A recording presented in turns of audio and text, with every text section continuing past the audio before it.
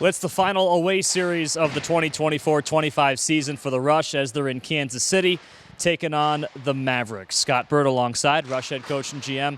All right, 6 games to go. We'll focus on the positives here. It's been a successful second half of the year. It'll be a little bit short of the ultimate goal, but, an opportunity to put some pride on the ice and play for a lot these last 6 games.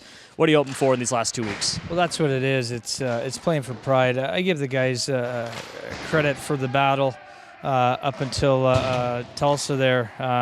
There's been a lot of difficult things that have gone through this season. The guys continue to stay focused, continue to play, right? So that just proves it's a good group of guys, and they want to continue to battle for each other, right? So now it's down to pride.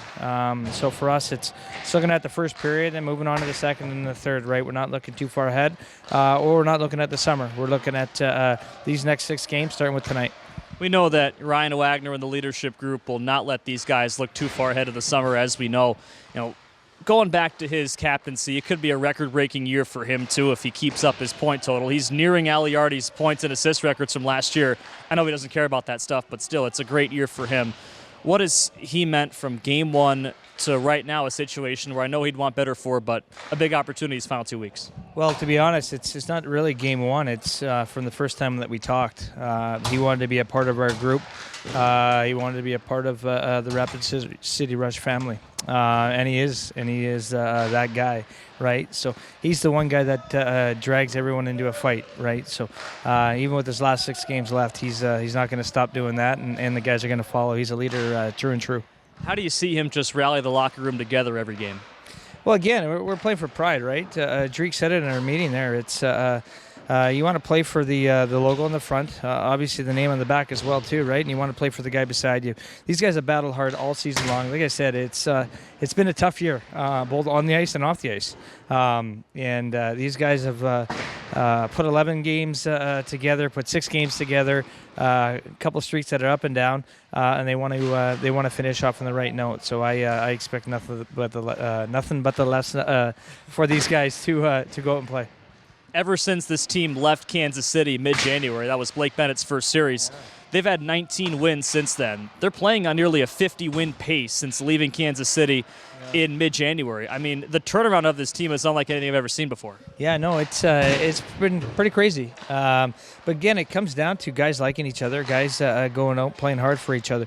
And then, you go back to that trade deadline, right? We could have easily made some moves here and there, but just talking with the guys, no one wanted to leave. They wanted to see what they could do. Obviously, we fell a little bit short, but what that does is it builds a core group of guys and a foundation for next season, right? So we want to finish off on the right foot and build for next year. You have an opportunity to get some new guys involved as well. Jonathan Yancey scored his first Rush goal last game. Nathan Torkia also saw his first action. What does it mean to get these new guys involved, too, down the stretch? Yeah, well, Yancey, he scored. He's a proven goal scorer in the OHL, right? And he wants to prove himself. Like, he's the first guy to play for all 3 Spire teams. But he wants an opportunity to come play, and he's getting that right now. It's what he does the next 6 games are going to prove where he's going to be next year, right? And the same thing with Torch. The circumstances of the last game probably weren't the best for him that he got thrown in.